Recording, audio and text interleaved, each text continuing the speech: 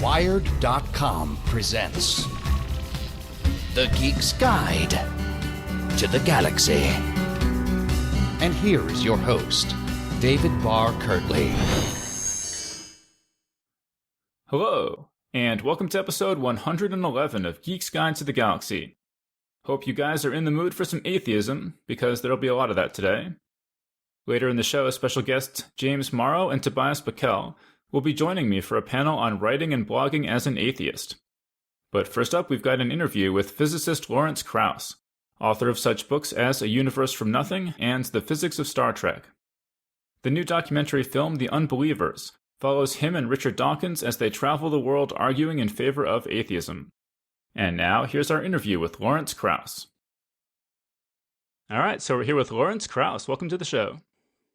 It's nice to be here virtually, at least. All right, so tell us about this new movie, The Unbelievers. How did you get involved with that? Well, the young team that made it were actually fans of ours and had attended one of the first events I put on in our Origins project at Arizona State University. And it was an amazing event. We filled up an auditorium with 6,000 people for 12 hours to listen to science. We had most of the well-known scientists, public intellectuals in the world there, and it was an amazing event. And afterwards, actually, they accosted me in the parking lot, I remember, and they were fans, and they had said, Gus, who's now the director, said that it reminded him of a rock concert, and they were former musicians. They also were filmmakers, but they enjoyed several films, one about Radiohead that explored what it was like to tour, to be on the road. And what they wanted to make was a rock and roll tour film about science. And in any case, all of this I heard later. We started to talk, and a few years later, they asked me to do a cameo in actually a science fiction movie that they were making, which is almost finished now. But I did it, and I was very impressed with the quality of the work they were doing. And when we needed some people to film and potentially record several of our events for archiving for the Origins project, I asked them to do it. Actually, the first event they did was an event with me and Richard, but I was blown away by the quality of the product. And they had talked to me about doing various films, including ones on my books. And Richard and I were scheduled to do a tour of Australia together, doing several dialogues. And 3 weeks before we actually went, I actually managed to secure funding. They talked to me about how much they'd like to, maybe it would be a good start for doing a film. And we managed to secure funding 3 weeks before the actual departure date. And it's amazing to think that they put it together in 3 weeks and had a film crew of 6 people, 2 different crews in Australia. And that started what ended up being about 8 months of following us around in various locations, first in Australia, in New York, in England, in Washington, and Phoenix. And they ended up taking 120 hours of footage of us and put together the movie. And at the same time, we also thought about whether it would be reasonable to have them interview or have us interview other people, in particular celebrities. I was interested in the idea of, it's all right for Richard and I to be promoting science and reason, and people know we do. But I like the idea of trying to reach a broader audience. And it seemed to me important for people to know that they're cultural role models, ranging from directors to movie stars. Even though they weren't scientists, they were fascinated by science. And we were fortunate to get a lot of people I knew, from Woody Allen to Cameron Diaz to Werner Herzog, Ricky Gervais, and others, to agree to be interviewed. And those interviews are the beginning and end of the movie, and I think they're great. And they also hopefully will attract some people who don't know who Richard and I are. And the idea is to not proselytize so much or against religion, but rather to get people talking, to get them thinking. And my great hope is that it will reach an audience who haven't thought about these questions. And the early results were encouraging. We had a big screening where we provided people with questionnaires, and we learned a number of things. First of all, a lot of people said that after the movie, they spent the evening in a restaurant talking the whole evening about the movie and having a discussion with their friends, which is exactly what we want. But also, equally interesting, people who declared themselves as religious were perhaps the strongest group for saying that they would encourage friends to see the movie, which really surprised us, I think. And that was also encouraging. And now that it's out on iTunes and Amazon and in many places around the world, it's really encouraging to see that it's got a broad audience in the sense that it's right now the number one documentary on iTunes. And I'm hoping that's the point. Is not just to preach to the converted. I'm hoping we reach a broad audience and get discussions going about the nature of science and reality and truth and nonsense, and it ends on a high note. It actually ends, interestingly enough, and this says something. I think the last scenes are at something called the Reason Rally, the Rally for Reason, that was in Washington D.C. About 2 years ago, and 30,000 people from atheists and secularists and humanists and came to the mall to celebrate reason. And what's amazing is that no mainstream media outlet covered it. 30,000 people were on the mall in Washington, and no mainstream outlet covered it, which I think says something about the difficulty of openly saying that you question the existence of God. And as I say in the movie, it's unfortunate that you simply can't ask questions when it comes to religion, as you can with every other area of human activity, from politics to sex. Hmm. Yeah, no, I mean, I've been really excited about this movie since I first heard of it, and we've been contacting Gus for over a year, it seems like now, trying to, set up an interview, and so I've sort of gotten a little bit of a glimpse of all the distribution problems and things that the movie's gone through. Sort of from your perspective, what kind of challenges has the movie faced with that? Well, I think, it's been a learning experience. I've written a lot of books, but I've appeared in a lot of documentaries, but I've never been involved in helping produce one and at that level. And the first thing I discovered is that documentaries are simply hard to get distributed in general. Most distribution companies and media people don't think there's a market for documentaries, which surprised me a lot. And even though there was clearly a built-in audience, almost 300,000 people downloaded or viewed the trailer for this movie in the first month that the trailer came out. We still, even after the world premiere, when we did our world premiere, which was in Toronto at the Hot Docs International Documentary Film Festival a year ago, the movie was sold out almost instantly, and there were lines for 6 hours to wait through the rain for extra seats, last minute standing room, and they had to add an extra showing of the movie, and that we thought, wow, that's a good sign. But we couldn't, even then, make a deal for distribution, and partly, of course, it's the problems of documentaries in general. Most documentaries don't get distributed, but also I think there's no doubt the concern of some people, at least, that a movie that's perceived to be about atheism might have problems with distribution and sales. And I'm happy that the results of the last week at least have proved us right and those people wrong. There is interest, but even then, even from the time we signed with a distribution company to get attention paid to ultimately distributing it, and we were receiving, and we felt very bad because the fan base was asking for this movie for a long time, and we said, well, we signed a distribution deal. Never said, great, when's it going to come out?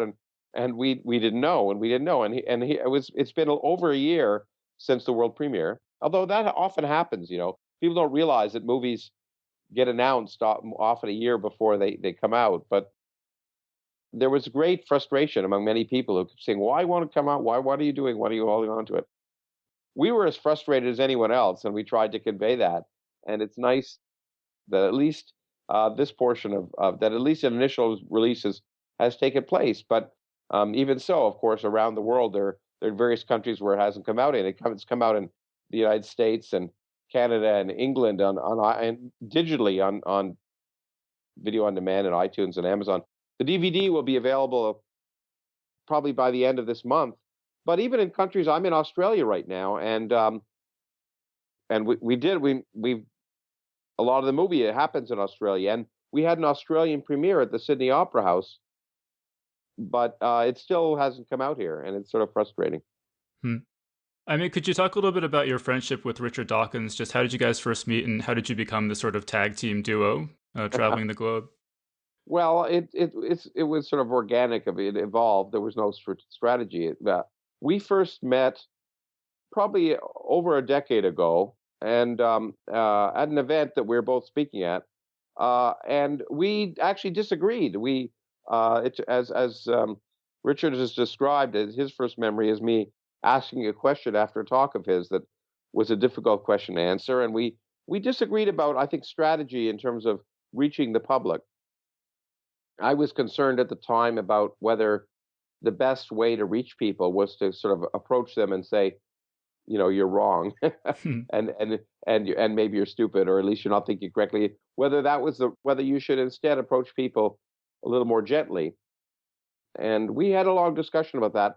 And in fact, our initial discussion about educating people about science and about the nature of religion, we eventually, following a late evening long discussion that we had, we decided to put it together as a Scientific American article, which was a dialogue between the two of us.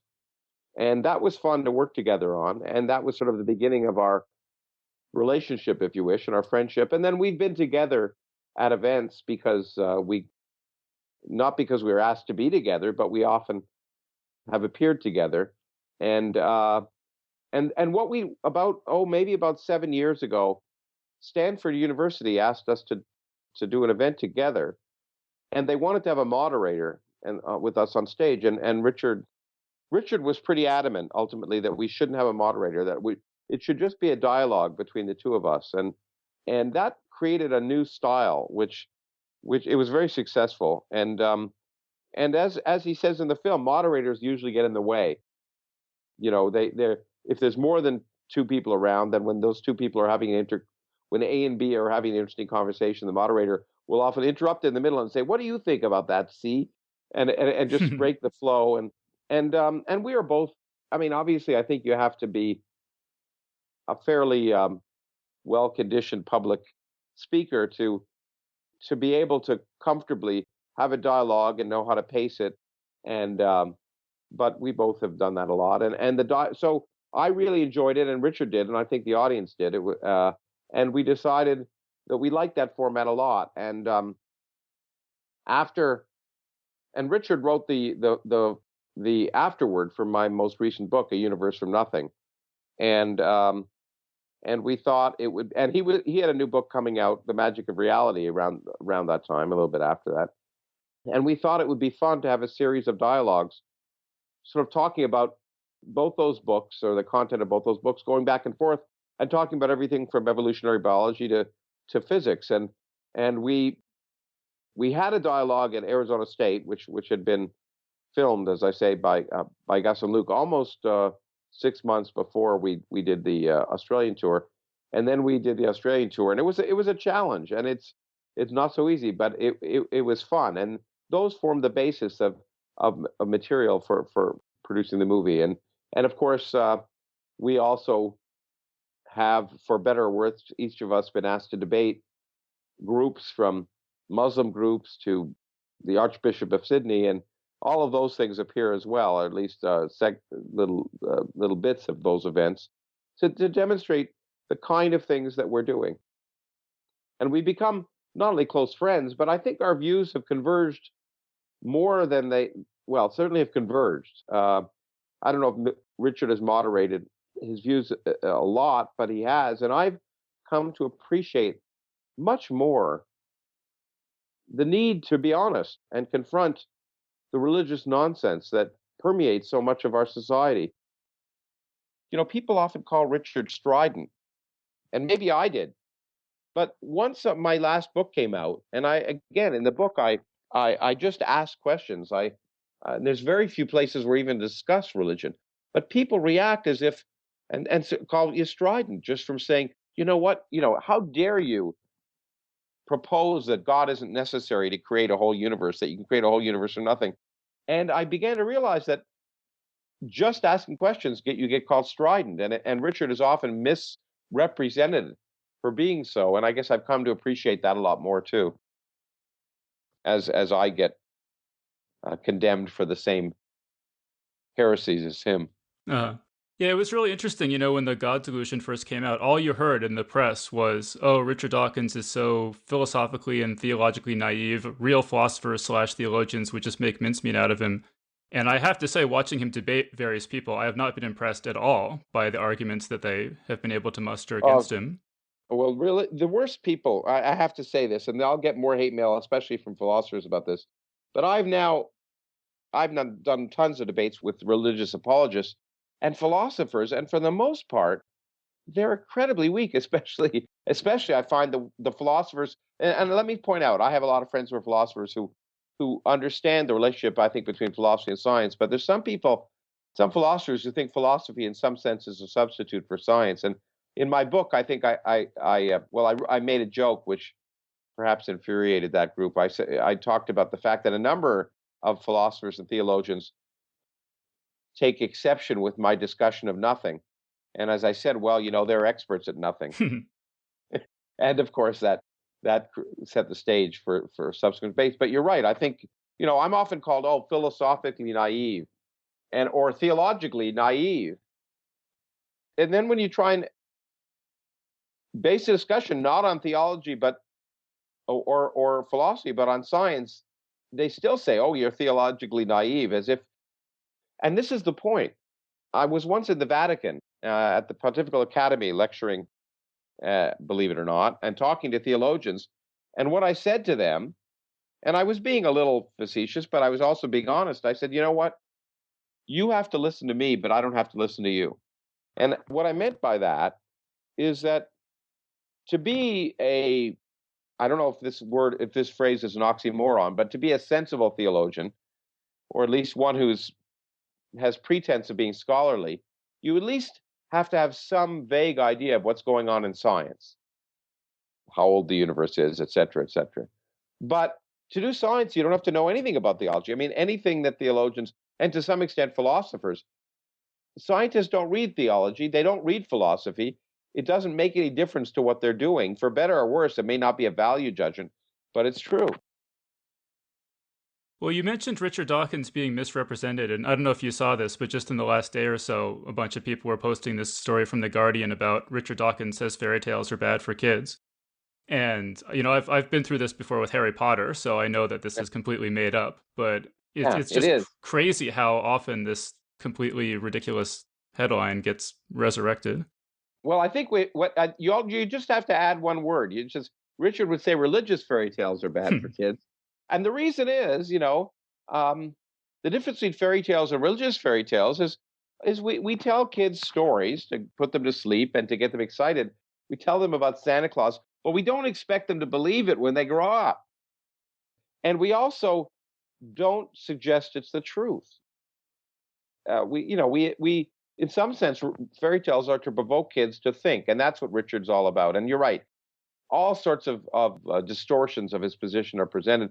And you can see them. You can see some of this, and same for me.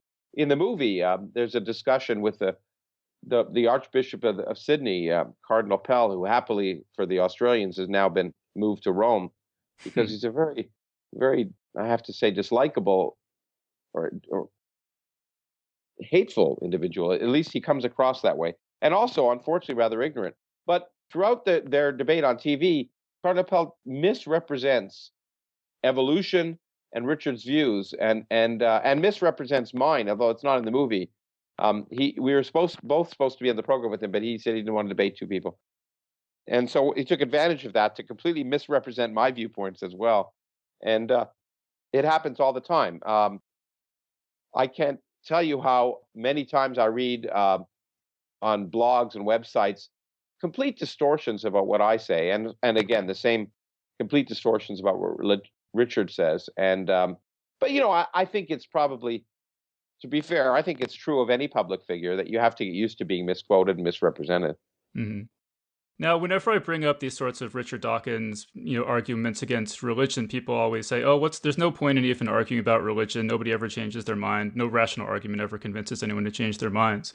And I have to say that most of my friends these days are atheists. Virtually all of them were raised religious, and virtually all of them changed their minds in response to rational arguments that they heard presented to them over the years. So I don't know why people are so certain that you can never change someone's mind by presenting rational arguments. It's in fact, and I have and since I like to base my quote beliefs on empirical reality, I have lots of evidence that supports your viewpoint. In particular, both Richard and I, although we don't show it in the movie so much, both Richard and I get email every single day from people who tell us that our debates, our discussions, and our books have changed their lives, that they have been trapped. And it's unfortunate. People think there's nothing, that religion is innocuous, even if religion doesn't say to cut someone's head off if they steal something or whatever. But it's not innocuous. It causes people pain. I get emails all the time from people who say, I was in a family and I began to question things and I felt like a bad person and I was ostracized. And your books and the movie or the debates have shown me that I'm not alone and that I can think for myself. And so our discussions do have an impact. But more than that, when we debate some religious fundamentalist or maybe an apologist or whatever, we don't expect to change the minds of those individuals. They don't listen to what we're saying. That's true. But that's not the reason one does it, if one chooses to do it. It's really for the vast people in the middle. In England, in the census, they asked people's religious affiliations. And I think 54% in the last British census, 54% of the people declared they were Christian, which was the lowest ever, although still a majority. But Richard's Foundation went and did a subsequent survey of people who had checked the Christian box. And they said, well, do you believe in this? Do you believe in the transubstantiation? Do you believe in the virgin birth? Do you believe in this? Do you believe in that? And universally, people would say, no, no, no, no, no. And then ultimately the question was, why did you check the box? And the answer is, well, I like to think of myself as a good person. So that people like to say they're religious or Christian, because to not say so is to often be labeled as evil. And we have to change that in our society. Mm-hmm. Yeah, I mean, all those people, really, they should be checking Jedi, because they're clearly good guys, right? Yeah, exactly. And moreover, as my late friend, and the movie is, as people will see, is dedicated to Christopher Hitchens, who is a friend of both Richard's and mine, and a remarkable man. As he said, religion poisons everything. And as Richard points out adequately, and now I guess I try to. People say, okay, well, religion has nothing to do with science, but it's a guide for how we should live. Well, it's a pretty darn poor guide for how we should live. If you look at the Old Testament, it's hard to find a more immoral book. And the same is true of all the scriptures of all the world's religions. They're not guides to live. You wouldn't want to live the way they say. And if you do, inevitably it produces violence and hatred. Mm-hmm. All right, and so then another reason we wanted to get you on the show is because you're the author of The Physics of Star Trek. So I did want to talk about some science fiction stuff with you as well. Sure. Tell us, you mentioned that Gus, the director of this Unbelievers film, did a science fiction film with you in which you had a cameo. Tell us about that. Well, it's a time travel story. It's a film that they're just finishing up now, and it's a film involving a young boy who is interested in science. And there's a scene where he comes to my university and has a chat with me. And I haven't seen the whole film. I've done the cameo, and I know they're working on post-production now. Obviously I've been interested in science fiction. Gus and his brother Luke, who's the director of cinematography, have been big fans of science fiction, and so it's neat to be in a science fiction movie. There's actually another movie that I've done a cameo in now, which has elements of science fiction in it, called London Fields. It's actually a mainstream Hollywood movie that's coming out with several major stars, but I'm not allowed to let you know who. And it'll be fascinating to see what we filmed for a day, what comes out in that. But and by the way, the other thing I should add is that Gus and Luke's family are extremely religious people. They came from a fundamentalist background, and it's been interesting for their family to see the movie. So they've broken out of that. They've experienced the same breakout that in some sense many people write to us about, and I think that's part of what they wanted to celebrate, their own recognition of skepticism and free inquiry and science. And I suspect their interest in science fiction probably helped them be interested in science. And I think for many young people, it's that case. It's a chicken and egg case. I don't know whether when I was a kid I read science fiction because it encouraged my interest in science, or whether my interest in science encouraged my interest in science fiction. But as Stephen Hawking says in the foreword for the physics of Star Trek, science fiction encourages the imagination, like science, and it's a wonderful thing for that reason. Mm-hmm. Well, I mean, so you're obviously a Star Trek fan. How about what other science fiction books or movies are some of your favorites? Well, I used to read a lot of science fiction when I was younger. I read some of Isaac Asimov. I read John Wyndham, a British science fiction author, Day of the Triffids and the Kraken Wakes and I think Village of the Damned and stuff. Midwich Cuckoos is the book. Yeah, the Midwich Cuckoos. That's right. Yeah, the movie got made into Village of the Damned. I liked him a lot for some reason, and I read science fiction short stories. I read, Robert Heinlein. I read a number of the major science fiction authors. It's interesting because what happened to me is that as my interest in science began to blossom, and as I became a scientist, I stopped reading science fiction as much and read science because, frankly, as I try and say in the physics of Star Trek, although I certainly watched Star Trek every episode when I was a kid because I liked it. I also watched a lot of TV in general. But truth is stranger than fiction. The real universe is actually far more fascinating than the universe of science fiction. The imagination of the universe far exceeds the human imagination. And therefore, for me, as amusing as science fiction is, I usually find it comes up short when compared to the real universe. Mm-hmm. Well, you mentioned Stephen Hawking, and one of the things I want to ask you about is you often quote his line about how we know that there's no time travel because we haven't met any time travelers from the future. Yeah, although as you also probably heard me say, he changed his mind in the preface of the book, and I claim that one of the reasons was that I told him that they all went back to the 1960s and no one noticed. Yeah. But in fact, it is a paradox. Time travel is probably. I mean, I'm probably anticipating your question, and if I'm not, we can change the subject. But for me, time travel is probably the most interesting science fiction concept because, of course, it brings up all these paradoxes and my favorite episodes of Star Trek involve time travel and the whole paradox of time travel, of changing the past, is a fascinating one. And in fact, it's that paradox that's convinced many physicists, including Stephen initially, that time travel in the real universe isn't possible. Mm-hmm. But as he recognizes, because he's a scientist, is the universe doesn't give a damn what we care or what we like or what we think is reasonable. Time travel may seem unreasonable, but that doesn't mean it doesn't happen. Just as much of quantum mechanics seems unreasonable, but it happens. Mm-hmm. Well, actually, what I wanted to ask about is, I don't know if you saw the movie Primer, but it presents the idea that you could build a box in which time goes backward. And so an implication of that is that you could travel backward in time, but only back to the point at which the box was constructed. So it's possible that in the future, time travel will be invented, but you'll need sort of a receiving station, and you can't travel back any farther than that. Yeah. I mean, well, actually, there's some relationship of that to science. It's called closed time-like curves.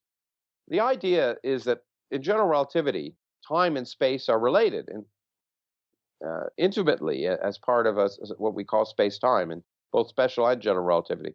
Now, you can do a circle in space, no problem. I can travel from Australia to the United States. I'll be doing it tomorrow, in fact. And then I can come back, as I'll do in July. So there's no problem doing round trips in space. And so if you think about it, why can't you do a round trip in time? And such a round trip in time is exactly what you're talking about, because, of course, you return to the point you began, but not earlier. And these things are called closed time-like curves. And the big question is, in physics, are closed time-like curves possible? And there's a lot of debate and discussion about that, and there's good reasons for thinking they're potentially not. In general relativity, you can create any curve you want, including a closed time-like curve, if you create the kind of space, a designer space, if you wish. But to create a designer space, you need special kinds of energy. And the question is, are those kinds of energy physically realizable? And that's the open question. The initial data doesn't, or the initial evidence isn't good, but we don't know for certain. But again, in those kind of closed time-like curves, you sort of get around the time travel paradox, because you not only do you not return to time before the machine, if you wish, was constructed, but you're doomed to repeat the mistakes of the past. The curve repeats itself; it never changes, and therefore you get around this ultimate paradox, which I mentioned in the book, and which is a famous paradox called the grandmother paradox, I call it, which is what happens if you go back in time and kill your grandmother before your mother was born. Well, then your mother is never born, but then you were never born, and then if you were never born, how did you go back in time and kill your grandmother? And so you get around those kind of fascinating paradoxes of the Terminator and other things, and it makes time travel less interesting, perhaps, but it's still fascinating to know whether even that's possible. Mm-hmm.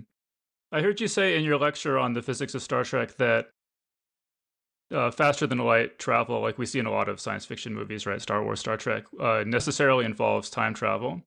And I was just wondering, could you talk about that? And is a science fiction author who chooses to have faster than light travel, like hyperspace jumps in Star Wars, obligated to also have time travel be something those characters can do? In principle, of course, you're entitled to invent anything you want. And so, I mean, the operative word in science fiction, we should say, and several science fiction authors have agreed with me on this, the operative word is not science, it's fiction. You have to tell a good story, and you have to get people to suspend disbelief in a way that's plausible. So, and then you can do whatever you want. Science fiction doesn't have to be accurate. It has to be interesting. But in general, it is true that if you were to create something like wormholes, as I talk about in the book, wormholes allowed, of course, Jodie Foster and Contact to go from one place to another. And there's one of my favorite wormhole in Star Trek, and in lots of. It's a good way to travel through space, in principle, faster than light, because you take a shortcut. You go from one point to another by making a new tunnel, if you wish, that connects those 2 points. That's much shorter than going through the background space. And it's a good idea if you can do it. But as has been shown, if you were to create such a tunnel, you would have to have a time machine. Now, it's also true that if you could travel literally faster than light, which, by the way, you can't travel faster than light through space. But if you could, then time would go backwards. And in fact, it's the reason, as I talk about in one of my other books, why antiparticles exist, as Richard Feynman first discussed. And the antiparticles are for every particle in nature, there's a particle that equal mass and opposite charge. And it turns out that we can show that antiparticles exist because essentially they behave like particles going backwards in time. And a negative charge going backward in time is equivalent to a positive charge going forward in time. And so if you could travel faster than light, relativity tells you that you'd be going backwards in time. In fact, we search for such particles. They're called tachyons. Particles that are doomed to ever travel faster than light would literally be traveling backwards in time. And although there's no sensible theory that incorporates such objects, physicists recognize they shouldn't be guided by theory all the time, that they should be guided by experiment. And so people have looked for tachyons and, of course, never seen them. Mm-hmm. Well, yeah, and I definitely understand that if that you can't have a velocity through space that's faster than light. But if you were to take some sort of shortcut through space, folding space or going through a wormhole or something, you would still be traveling through time. Yeah, anyway, right? I can explain to you how to do it. It's pretty simple. At least I think it is. If you have a wormhole, then one mouth of the wormhole is anchored in one place in space, and the other mouth is anchored in another place in space, and you go through the wormhole and you come out somewhere else. But one end of the wormhole can be moving through space, say at near the speed of light. Okay, let's say it does a big circle in space at near the speed of light, 5 light years around. Well, that end of the wormhole is traveling through space. Einstein's special theory of relativity tells us that an observer sitting at that end of the wormhole, their clocks would be moving slower than the clocks of the observer at the other end of the wormhole who's at rest in space. Okay? So one observer may see the other observer far away at that end of the wormhole going on a ride 5 light years around. And if they're traveling near the speed of light, it will take them almost 5 years to do that. Fine. But the observer who's on the mouth of the wormhole that's moving, their clocks are traveling slowly, and that whole trip may just take 2 weeks. So that observer is now 5 years minus 2 weeks behind the observer at the other end of the wormhole. So if you go through the wormhole, you come out 5 years minus 2 weeks earlier. And so a wormhole is a time machine. Cool. Okay, so then another Star Trek thing I want to ask you about is you say in your lecture that the transporter is impossible because A, because of Heisenberg's uncertainty principle, and B, because the amount of data to record every atom in the human body is just beyond any imaginable recording device. And we interviewed Brian Greene, I don't know, a number of episodes back now, and he was saying that this quantum teleportation that takes advantage of quantum entanglement has the potential to possibly in the future get around Heisenberg's uncertainty principle for teleporting objects. Brian should know better. It doesn't ever get around Heisenberg's uncertainty principle. What it does is exploit the weird behavior of quantum mechanical systems to allow, if you very specially prepare a quantum mechanical system, you can do what looks like teleportation. But the whole point is you and me, are not specially prepared quantum mechanical systems. We are not. One of the ways to find that out is if I were to take an electron and throw it at the wall of the room I'm sitting in, every now and then it would literally tunnel through the wall and suddenly appear on the other side of the wall. Okay? You can, if you wish, from now till the end of time, run towards that wall with your head forward and bang into the wall. And I guarantee you that you will never end up on the other side of the wall unless you break a hole in the process. And we are not specially prepared quantum mechanical systems. And therefore, we can't take advantage of the weird quantum mechanical properties that you can for an individual photon or even for maybe an atom or a molecule. We can use that for maybe things like quantum computing, but it's not going to allow us to transport a human being, unfortunately. And I wish it would. Believe me, the transporter is the reason I wrote the book. I found it fascinating, and also since unfortunately I fly all the time, I'd love to avoid that and figure a way to avoid the security lines at airports. Mm-hmm. Well, I mean, speaking of quantum mechanics, I heard you say something years ago that really stuck with me, and you said that people should never use the phrase quantum mechanics and consciousness in the same sentence. People shouldn't. Shouldn't, yeah. Yeah, well, I mean, I know you shouldn't. It's all right to use in the same sentence if you say that consciousness has nothing to do with. Well, I was going to say it has nothing to do with quantum mechanics. That's not true in a sense, because quantum mechanics is the basis of all physical phenomena. But people who argue that you can use quantum coherence to understand consciousness, it's fun words, and they use it, unfortunately, to argue for all sorts of new age garbage.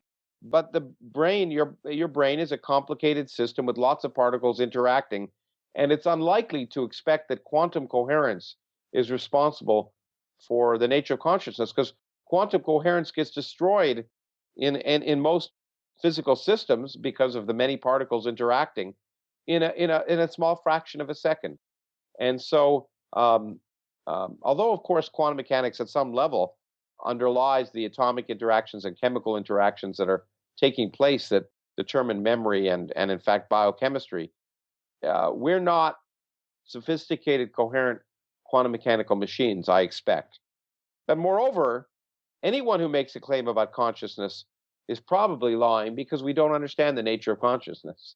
And so there are lots of people who try and make their living by being hucksters about, in particular, there are those people, those awful people who promote things like that silly, nonsensical book, The Secret, that suggests that quantum mechanics, if you think about it, it will happen. If you want it, it will happen. That somehow your desires can affect the universe. And that is the worst garbage, the worst misrepresentation of science mechanics. It's fraudulent, it's a lie, and people should ignore those people and moreover, ridicule them.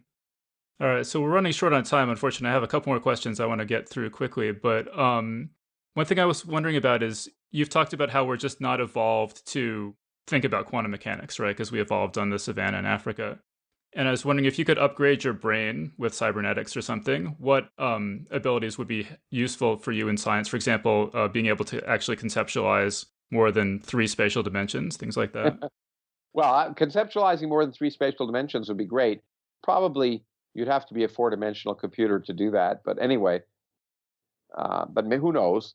The other thing would be to have an intuitive understanding of quantum mechanics. Richard Feynman was fascinated with quantum computing. He was one of the first people to talk about using quantum mechanical principles to create new kinds of computers, as people are actually doing nowadays, or trying to do. But he wanted to do it so he could understand quantum mechanics better. And you might say very few people understood quantum mechanics as well as him, but he recognized that because he was a classical being, he could never really intuitively understand the quantum phenomena. And so he wanted to create a quantum computer to sort of see those quantum phenomena more explicitly. And so, of course, being able to intuitively experience quantum mechanical phenomena by maybe being a quantum computer might give you a whole new appreciation of physics. And in fact, maybe in the future, computers will become conscious. I don't see any reason why they couldn't. And as my friend Frank Wilczek, who's another physicist, a Nobel Prize-winning physicist, has said, what really interests him is, would those computers do physics differently than we would? And it's a fascinating question, and it'd be interesting to know. Okay, so given the name of the show, obviously we're big Douglas Adams fans, and Douglas Adams wrote a sequel to Hitchhiker's Guide to the Galaxy called The Restaurant at the End of the Universe.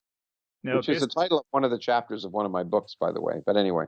Oh, excellent. Well, yeah. Okay, so if you just based on the latest cosmological knowledge, if you were to build a restaurant at the end of the universe inside a time-space bubble, when would that be, and what would the view be like from the restaurant? Well, unfortunately, as I described, I think in the Universe for Nothing, the future is miserable in many ways. And the universe is not likely to end with a bang, but rather a whimper, a long, boring whimper. And what would happen if you were at the restaurant at the end of the universe is you'd be very lonely. Because as our universe remarkably is expanding faster and faster, one of the great discoveries of the last 20 years is that the expansion of the universe is accelerating. Eventually, all the galaxies that we now see will be moving away from us faster than light. That's allowed. They're not moving through space faster than light. Space is carrying them away faster than light. And they'll eventually disappear in a time frame of about 2 trillion years. All the galaxies we now see will have disappeared, and our Milky Way galaxy will be alone and lonely. And all the evidence of the Big Bang will have disappeared. For physicists who evolve on planets around stars in the far future, they'll look out, and all of the evidence that we now have that there was once a Big Bang will have disappeared. And ultimately, those stars will, in our galaxy, or in the what will become the Milky Way galaxy, because we'll collide with several other galaxies in the interim. Those stars will burn out, and the universe will become cold, dark, and empty. And that's the future. As my late friend Christopher Hitchens used to say when I talked about nothing, and I explained that to him, he used to say, nothing's heading towards us about as fast as can be. And if you ask the question, why is there something rather than nothing? One of the good answers that he proposed was, just wait. There won't be long. Okay, so say the owners of the restaurant at the end of the universe want to open up a new franchise location at the beginning of the universe. What would that view look like? Well, they they would have a hard time doing it, because all evidence of the beginning of the universe would have disappeared. Basically, all evidence of the hot Big Bang would have disappeared, and they wouldn't even have access to the information that had happened, much less access to the beginning of time. That is, of course, unless they built a time machine. No, I'm sorry. I'm saying if they had a time, if they had a time machine. They had a time machine? Well, if they had a time machine, they would not want to create such a franchise, because the beginning of the universe was an equally miserable place in a very different sense. It was unbelievably dense. In fact, if you take the things back beyond the domain of validity, it was a single point. But we talk about, with a straight face, a universe, and I wrote a book about the life history of an atom, and it begins when our entire visible universe now, which contains 100 billion galaxies, each of which contains 100 billion stars, was contained in a region smaller than the size of an atom. You have to imagine stuffing all of that energy and matter into such a small region. It was incredibly hot, incredibly dense, and almost unfathomably so. It's really difficult, if not impossible, to picture everything that's now in our universe in such a region. But it once was, and what's really neat is we can test that. We can test those ideas, and we're doing it by looking out at the universe today and seeing remnants of that time, and that's what makes science so fascinating. Okay, and so then you've said that it's possible that our universe is just one universe within a multiverse of universes sort of bubbling out of nothingness and coming into existence. Now, is that multiverse eternal, or did it itself have a beginning at some point?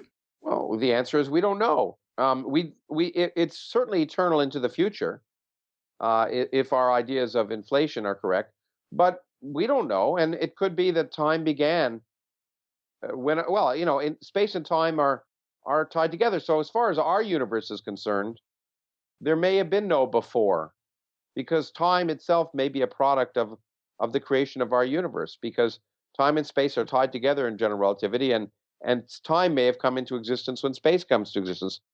We don't know these questions, nor do I claim to know those questions, despite the fact that some people, largely ignorant of my book, claim that I make such. We don't know the answers, and we're trying to find out the answers, and it's fascinating. And I guess the answer is stay tuned. Okay, and so then you mentioned that. Oh, I mean, a lot of the breakthroughs in high energy physics recently came out of such as the discovery of the Higgs boson, came out of the Large Hadron Collider. And I heard you say, and this now the European scientists are able to do all this stuff that American scientists were not able to do because of the canceling of the superconducting super collider. Mm-hmm. And I thought it was funny. You said that the cost of the superconducting super collider was equivalent to 1 day's worth of the air conditioning bill for Iraq. 1 week, I think. Oh, 1 week. Okay. Yeah, and the question is, which is more useful? And I think, in retrospect, no one who's sensible could argue that that learning about our origins was not more useful than destabilizing a country that for no reason, even if the country had a dictator. But we probably don't want to get into politics. But I think it's sad to think that some people claimed the United States could not afford what was then a $6 billion machine. $6 billion sounds like a lot of money, but over 20 years, it's not. By comparison, it's less than the cost of probably an aircraft carrier.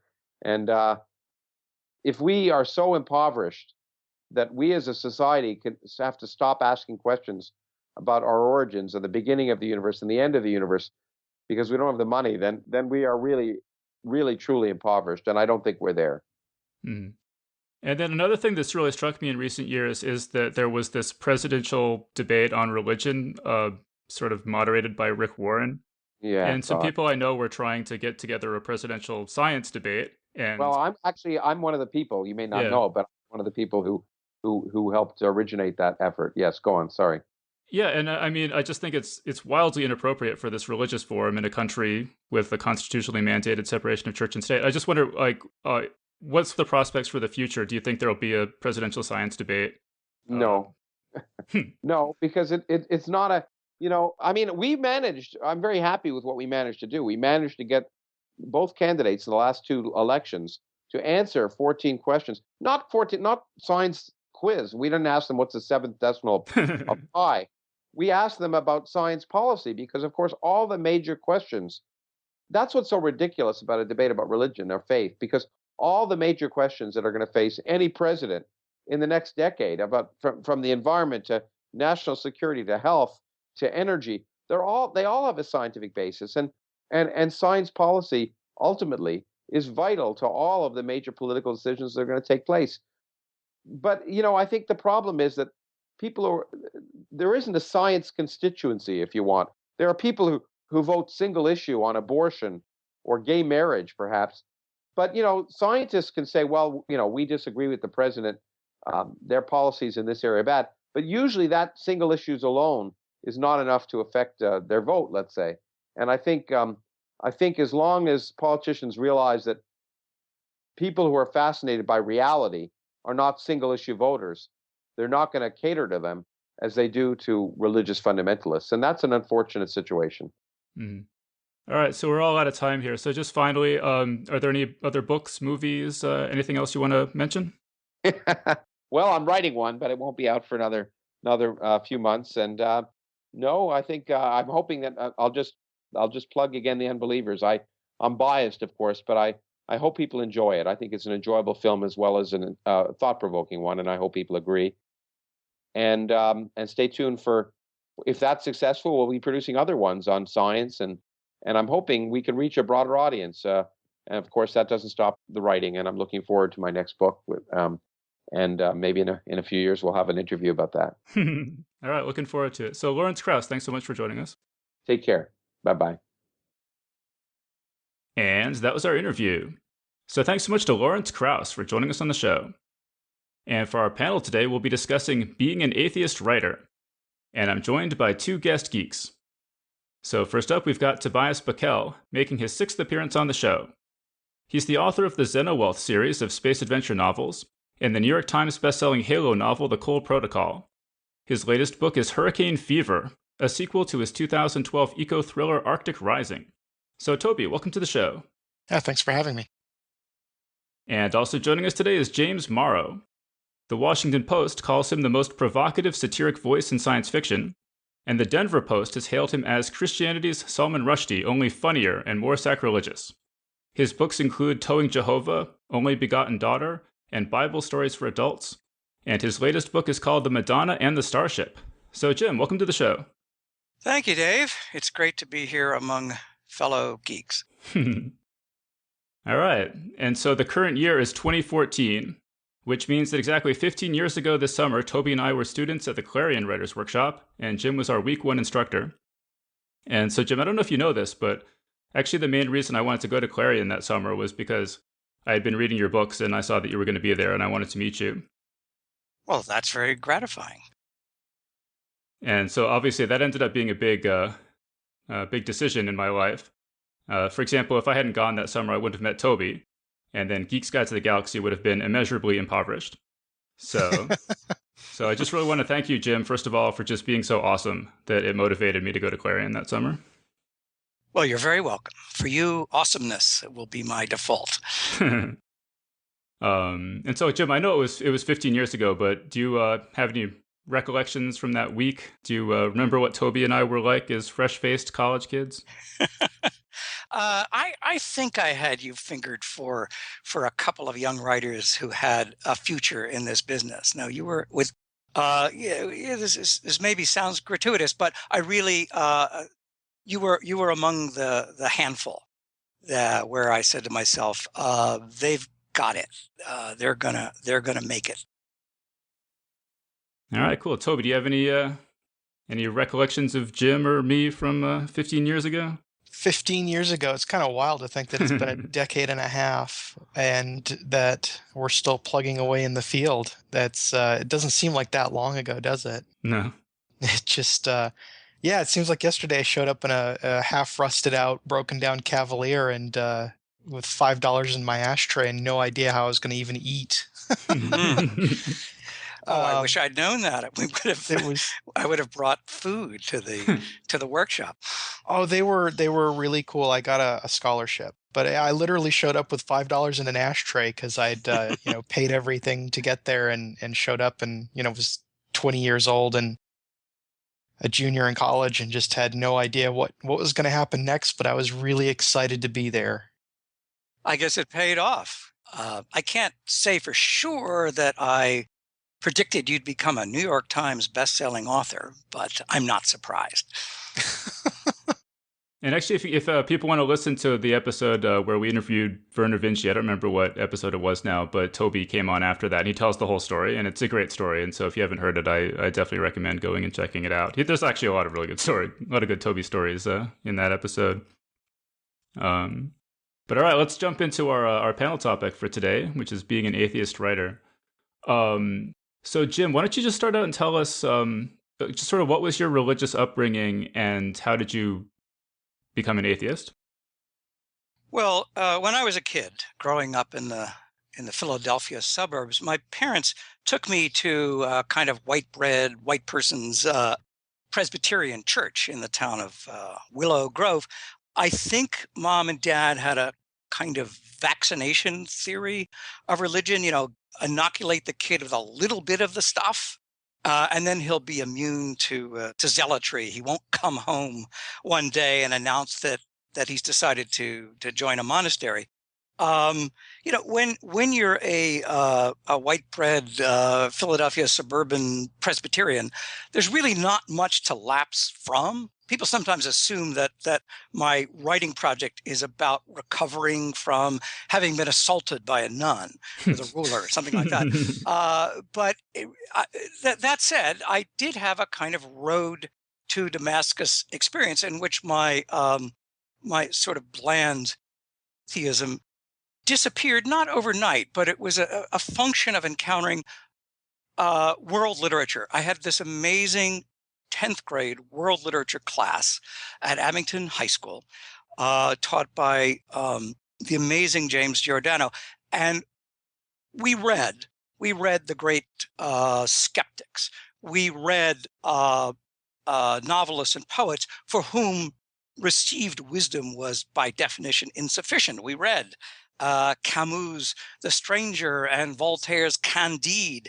We read Kafka's The Trial, Flaubert's Madame Bovary, books by, if not atheists, certainly honest doubters, anguished skeptics. And those books just spoke to me. So I call it my inverse road to Damascus. This sounds a little bit mystical, but it's not really. It just, the voice of Voltaire telling me to cross-examine received wisdom is a voice I've never gotten out of my head. Maybe it was like the road from Damascus. It's like a two-way road. that would be a better way to put it. So, I haven't looked back. The skeptical, atheist, scientific, humanist way of being in the world continues to enrich every moment of my day. And it'd be hard for me to imagine abandoning it, but maybe God has other plans for me. And how about Toby? What was your religious upbringing like? My religious upbringing was primarily Anglican. I grew up in Grenada, which is formerly, English territory, and became its own country in 1979, right when I was born, in fact. And the Anglican Church there is still very strong. And for those of you who are not of the Commonwealth, if you're American, that would be Episcopalian. And that's sort of, very similar in some ways to Catholic upbringing, which is in terms of the theology being, Old Testament is a fable, which was sort of the best that the desert tribes could do at the time. And then the New Testament is the stuff that was really, really believed.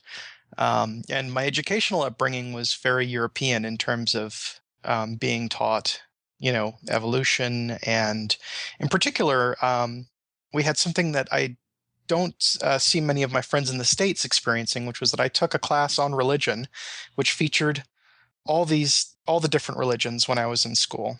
And that was interesting to me because we did take biblical literature while I was in public school, or the British equivalent of public school. And that was kind of fantastic. My own personal journey, though, was more influenced by the fact that I started reading books around 6 or 7 years old, just whole novels. I just started consuming them. And, what I started consuming was just anything I could get my hands on, which included the Bible. And it left me with a lot of questions that adults did not like to answer. And, sort of getting shut down and yelled at by people for kind of asking questions about behavior or things that people said that it didn't. Things like that just start to add up. As well as the fact that I got into loving science fiction fairly early, which exposed me to a broad range of perspectives. So I still remember one of the first novels I read was Arthur C. Clarke's Childhood's End. And one of the main conceits in it is that a race of aliens that looks like demons comes to Earth, and they hide themselves for a long time because it turns out that all of our mythology about demons comes from a botched first encounter back in prehistory. And between that and between reading a lot of other mythology, I was reading Greek and Norse mythology a lot as a kid because it fascinated me. And that led me into just picking up any book on mythology that I encountered. Anything I could find fascinated me. And if you read enough books in mythology, you start to just sort of, at one point, the question just kind of pops into your head, even as a young kid, like, well, at some point, everyone believed this was true in their perspective and their unique point in time.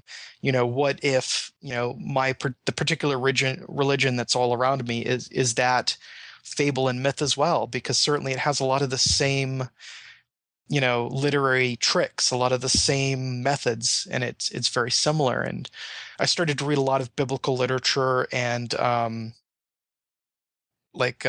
scholarly research, and wherever I could find it, and came away from that just sort of eventually just sliding all the way into general atheism. Mm-hmm. Well, yeah, and Toby, I mean, you talk about how science fiction in particular kind of inclines you toward atheism, and that was, I mean, I was not raised religious, so I've always been an atheist, and just as a kid, I think I was drawn to science fiction because it just seemed like this little corner of sanity in American pop culture. Authors like Isaac Asimov and Douglas Adams were very outspokenly atheistic. I don't know, Jim, what do you think about that? Did you did you read science fiction growing up, and did you associate it with atheism when you started getting into it? I wasn't a fan exactly, so my trajectory into the genre was not typical. But I certainly read some canonical works, especially H.G. Wells, whose religious views were skeptical, I would say, to say the least. And certainly following Wells for many generations, atheism was the default mode of science fiction, I would say, which makes sense. I mean, science is, after all, concerned exclusively with the material universe. It's concerned with a realm in which there are no gods, so it would tend to attract people for whom the cosmos is sufficient. That's kind of a weird remark I just made. The cosmos is sufficient. Well, I should hope so. But yes, Asimov was famously atheistic. With Arthur Clarke, who I also read as a young reader, we have somebody who's a religious skeptic, but a writer who's finding a kind of transcendence or numinosity through his SF thought experiments. But I think that's another reason to argue that science fiction is a good place for atheists, because the world picture painted by science, it seems to me, is far more beautiful and awe-inspiring than pretty much anything we find in scripture or Revelation, with maybe the possible exception of the book of Job and a couple of pieces of Revelation. To be sure, there have been conspicuous believers dipping into the genre all along. C.S. Lewis, arguably Ray Bradbury, certainly Orson Scott Card, and Gene Wolfe, and Michael Bishop, and Tim Powers. But I would imagine that Toby's story and your story are typical, where we haven't yet had any encounter to persuade us that the world is being supervised by an omnibenevolent, omnicompetent, omniscient deity. Mm. Yeah, I mean, actually, the last time we discussed, back when I interviewed Richard Dawkins, we did a panel on atheism and science fiction. And I talked about a panel I had seen years ago about the subject of sort of atheism and religion and science fiction. And Jim, you were actually on that panel, and you said something that's stuck with me all these years, is people were talking about consensus reality. Mm-hmm. Just sort of this idea that everybody, that sane people generally all agree on what reality is. And you said, I don't think we live in a world with consensus reality. I think we live in this consensus fantasy where... everybody, just sane, average people that you meet, just by default, just believe things that have no empirical support for them whatsoever.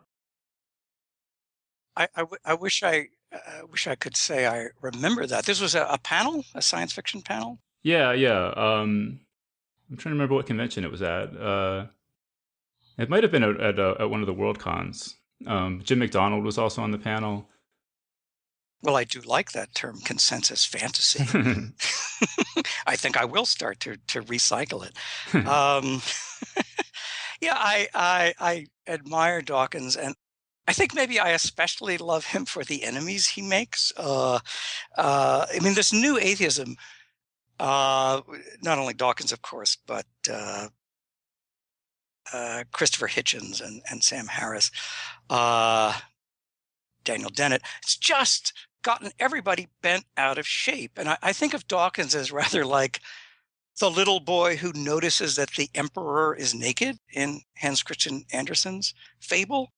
And Dawkins' critics, they seem to be saying, well, that little boy, he's pretty ugly, he's kind of pockmarked, and I don't think his parents ever got married. And, meanwhile, we've got the little boy, or we've got Dawkins saying, but the emperor's naked. The emperor's naked. Yeah. And besides, say the critics, but the emperor isn't really naked. I mean, there's this kind of pocket of oxygen around him, right? and he's a pretty hairy emperor now, that when it comes down to it. So, that seems to be the idiom in which we're addressing these terribly annoying uppity atheists. And, sure, there's a critique one can make. Maybe what they're tilting with is a caricature of belief rather than the lived experience of churchgoers. But they've certainly created a kind of dialectic that I find to be very healthy and long overdue. Mm-hmm. Actually, Toby, Jim mentioned Orson Scott Card. And one thing I really wanted to ask you about was shortly after we were at Clarion, actually, back in 2002, Orson Scott Card reviewed Philip Pullman's Dark Materials trilogy. And I don't know if you remember this, and you wrote a response to it that at the time just struck me as being very, very brave and just really well done. I don't know if you remember. Do you remember this at all? I wish I could remember it. Thank you very much. I'm flattered, but no, I don't remember it at all. Okay.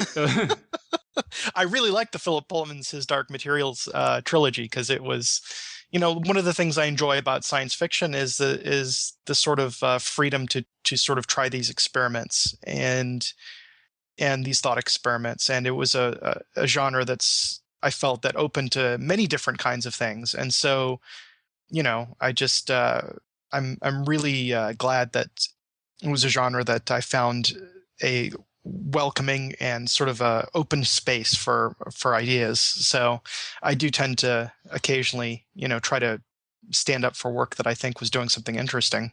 Mm-hmm. I guess, sort of what in this article Orson Scott Card had written, he had mentioned in passing that Hitler was an atheist. Oh gosh, yes, that argument. And you wrote this post responding to it. I mean, really just completely demolishing it.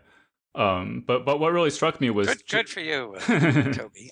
But yeah, he had all sorts of links and stuff. I mean, it was really impressive. I actually just went back and reread it last night. But what really struck me, Toby, that I want to talk to you about is just how, like, what's it like, sort of coming out as an atheist and being, like responding to such a well-known author and stuff as a 22-year-old, newcomer. I think probably now would be more of a grenade than it was back then. I don't think as many people were paying attention to me. So it probably was safer at 22 to mount a strong defense than it is now. I'd probably get a lot more angry email and clicks and so forth and so on. But I mean, even then, there was you get a lot of flack. I don't really talk that often about being an atheist in science fiction or an atheist as a writer, but I mean, obviously I am, an atheist and not religious. And so like you mention and you put out stuff every once in a while when you see something that you think is fairly ridiculous in terms of its dogma. And you do get kind of this pushback where people were like, oh, but you're a nice guy. You can't be an atheist. Why are you saying these horrible things? And you get this, you find that people have a lot of baggage that they bring to stuff that, in terms of how they interact with you and their hopes and their dreams, because most people, they read something or they follow you and they want you to be just kind of like them, and it makes them sort of a little discomfited when you are not, and so there are, traditionally, since America is, and most of my audience is American right now, since America is primarily a more religious nation, a lot of my readers are, of course, religious. And so some of them who are not aware of the fact that I'm non-religious will come across the fact for the first time and get sort of a little bit upset and try to engage, with a set of arguments or assumptions that they have that you may have already considered. And one of the big, my problem with Orson Scott Card isn't that he's super religious. It's that he makes a lot of horrible arguments and trots out a lot of really worn out sort of themes or old arguments. And one of those is like, Hitler's an atheist, therefore, that shows that atheism is bad and it'll lead to bad things. And it's just a bad argument. I think I don't want to leave Hitler as atheist on the table, because it's worth remembering that his whole project, this whole fantasy of the 1,000-year Reich, is shot through with certainty. It's shot through with a kind of supernatural arrogance.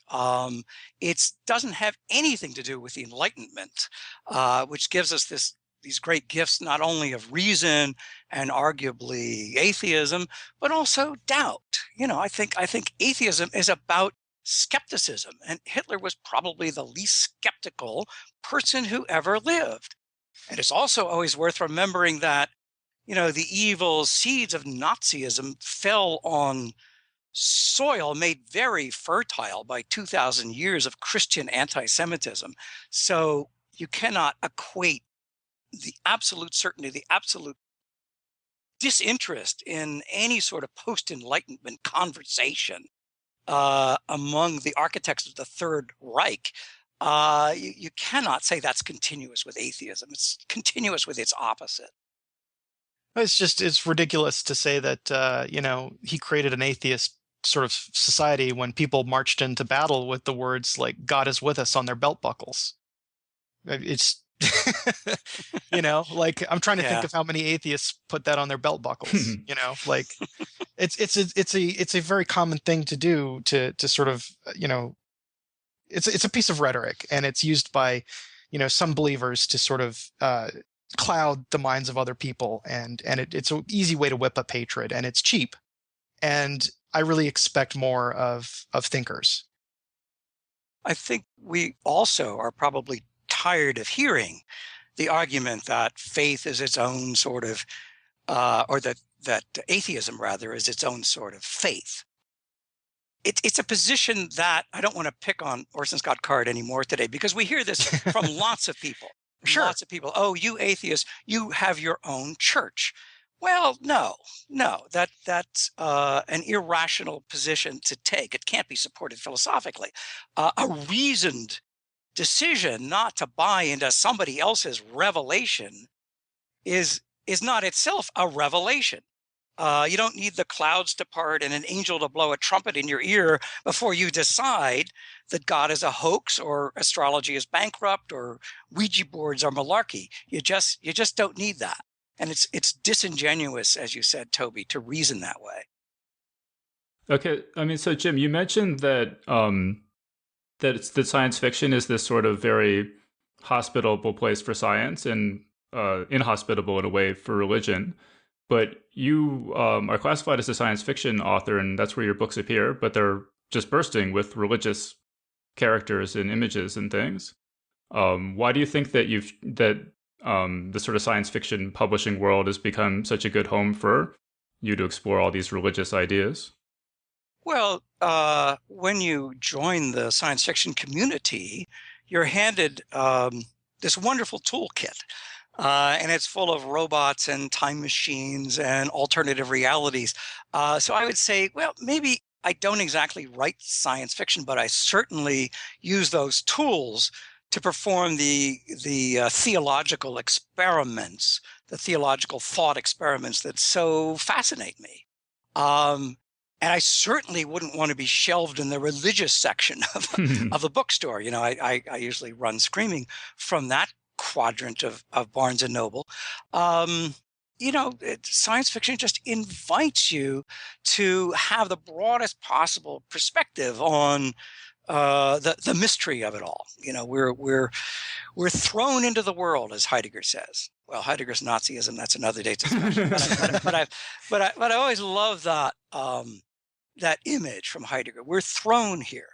We don't know what we're doing here, but I think it behooves us in our bewilderment to try to ask really good questions and to be as curious as we possibly can. And the critique, one of the many critiques I have of religion, is it seems to shut down curiosity, and it invites us to settle for very bad answers to those fundamental mysteries. So I just see it as this wonderful mad scientist laboratory, the SF genre. Sure, I suppose I'm foreclosing on a larger readership by getting identified as a genre author, and a number of my books have been published as mainstream, but they've always depended on enthusiasm from the science fiction community to turn a profit.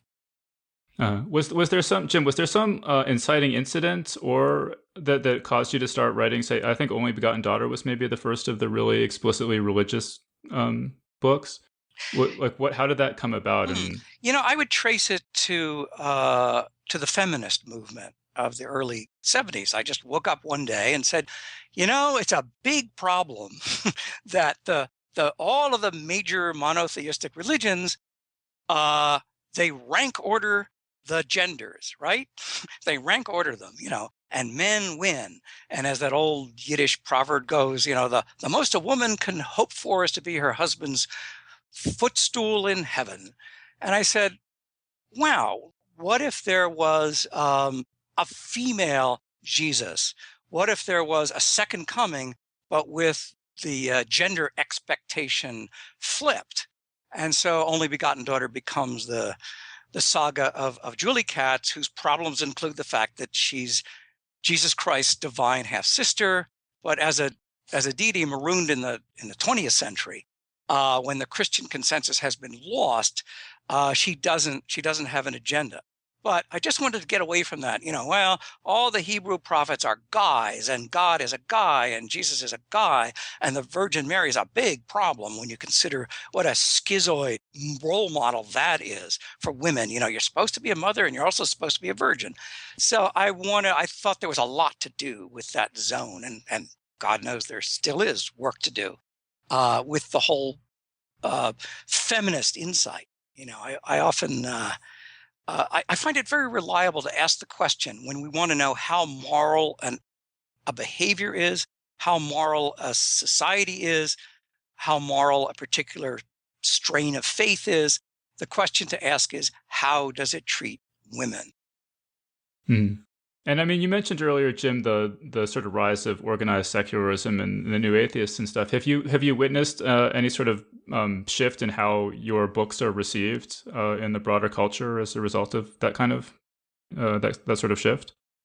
I'm getting some traction in the outside world. I'm just back from the first conference ever, sponsored by the International Society for Heresy Studies, of which I was a founder, along with Bernard Schweitzer and of Long Island University, and Greg Erickson of NYU, Rebecca Goldstein, the wonderful philosopher novelist, James Wood, the celebrated book critic, and the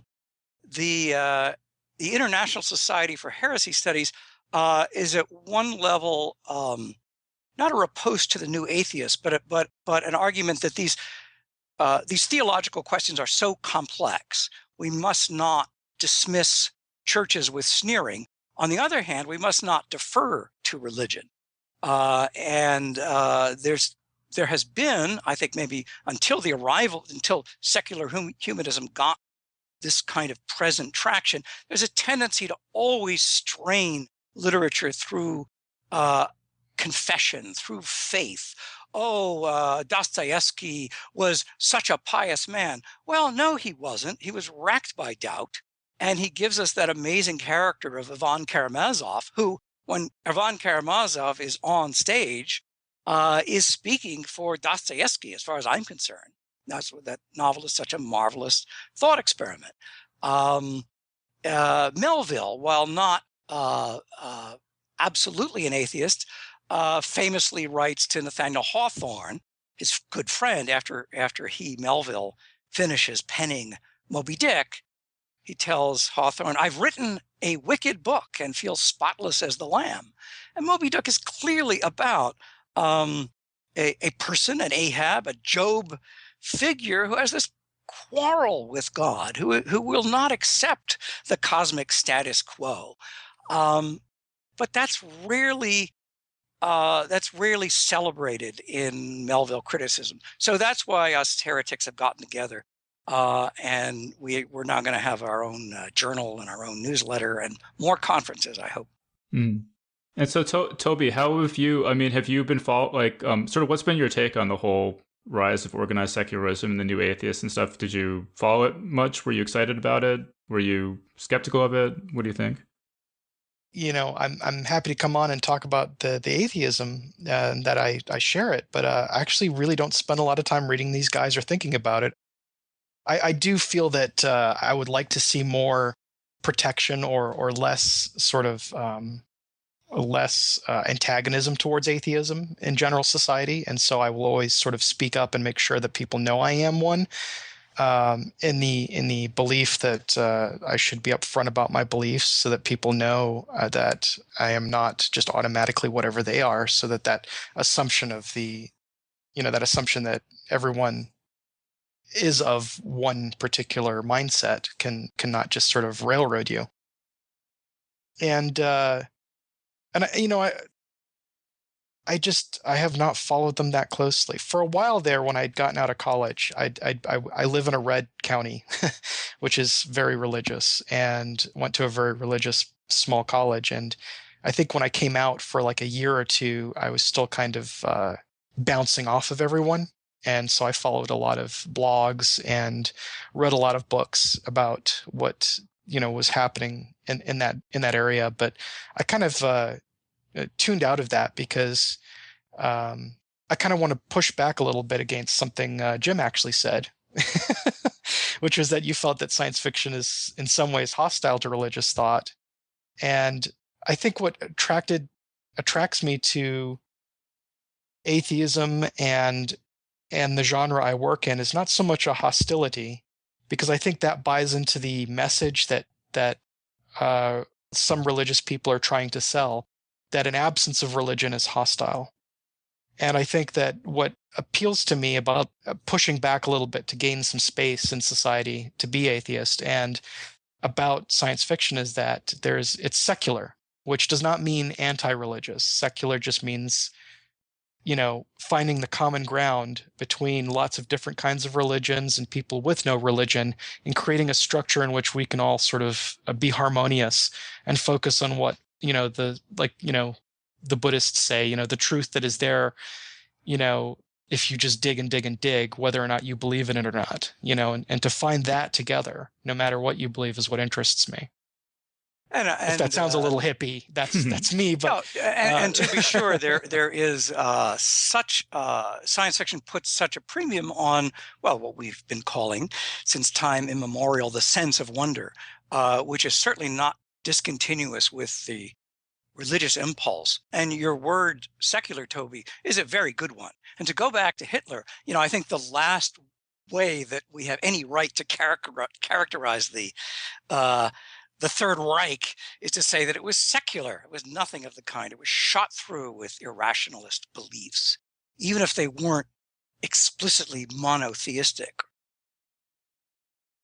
But so Toby, you mentioned that actually that a lot of your readers don't know your feelings about religion at all, which I suspect is not true of many of Jim's readers, right? That's a safe. Do you is that a conscious decision on your part, or just what role do you think that your non-belief plays in your fiction, or how does it come through or not in your fiction? It's definitely there in my fiction. I don't spend a ton of time on tussling, but there are lots of things that you'll find that I'm trying to interact with. I think it comes out of that belief I have that I was mentioning, that it's not something I actually spent a lot of my daily mental effort on. It was something I noticed when I was trying to explain it. I have a really good friend in town who's literally a Seventh-day creationist. You know, he believes the Earth was formed 3,000 years ago or what have you. And, you know, he and I sometimes have interesting lunches together. And when we were first working together and getting to know each other, he had a lot of questions for me. And I was trying to explain to him that sometimes he would ask me a question, which was just sort of the thing where I was like, I'll have to think about that and get back to you. And he's like, well, why don't you know this? And I'd say, you know, it'd be like me asking you, like, what do you think of Hera's relationship with Zeus and the, you know, number of gods that they produced, demigods? You know, it's like, I'll have to get back to you on that. I haven't thought through that. I don't have any feelings on that thing that you just asked me, because I don't sit around and think about this. You know, when I created a secular sort of mental space for myself, a lot of that stuff, you know, just sort of is not on the table for you to spend a lot of time thinking. So as a result, I think you can see, if you read through my blog entries back in, you know, the early 2000s, you can see a little bit more with me tussling with larger society and talking about atheism and talking about my, you know, lack of belief and what it's like to be kind of a modern day non-believer, where, you know, people still say things like, you know, they would trust, you know, anyone other than an atheist in Pew surveys, you know, and they think an atheist would be the least trustworthy person to become a politician, and so forth and so on. And you sort of like, you know, encounter these little moments in daily life where people will say things around you, and you suddenly realize that, like, oh, wow, everyone thinks that people who are like me are monsters and baby killers. And, you know, and you have to pick and choose whether you're going to stand up and have this miniature battle, or whether, you know, you just STFU and move on. And, you know, in the 2000s, I had a lot more energy to throw at just tussling with people who said things that I found extremely dubious. Now I still point them out, but I'm not, it just hasn't come up as much because I don't know, maybe society's changed a little bit more in the last 10 years. Maybe, you know, people are fighting on other levels, and maybe the new atheism has gotten a little bit more attention to the arguments out there, so that the arguments that really bothered me are no longer being tussled out as much. Or, you know, maybe there's a cognitive bubble I've been living in where I've just kind of like stopped reading certain things, and so I'm not getting mad about them. I'm not really sure what happened there. I'd have to say, not all of my readers assume that I'm atheist. And by the way, I don't love the word atheist, you know, because it only points to a void. And that's why I prefer humanist, secularist, whatever. But many of them find, because I take theology so seriously and I take people of faith so seriously, they find a kind of faith, or at least quasi-religious affirmation in my books. And that's fine with me. When I receive an email from a believer saying, you know, Jim, I'm really grateful. You helped me to not take religion so damn seriously. I'm very gratified. I mean, I love getting emails from atheists saying, you know, go for it, Jim. Give the dead carcass of religion one more kick in the groin for me.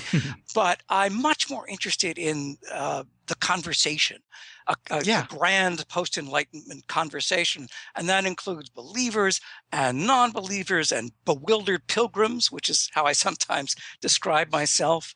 There's a character, a minor character in my novel, Towing Jehovah, who is a Jewish. I think his name is Neil Weisinger. He's an able-bodied seaman, and he has beliefs that come out of Jewish mysticism. This idea of the Ein Sof, sort of the unknowable essence of God. He calls this unknowable essence the God of the 4 a.m. watch. You know, when you're on the foredeck of a super tanker and there's this canopy of stars and you're in a timeless, almost spaceless zone. And people will come up to me and say, are you making fun of this? Are you mocking the character of Neil Weisinger? And I say, no, not at all.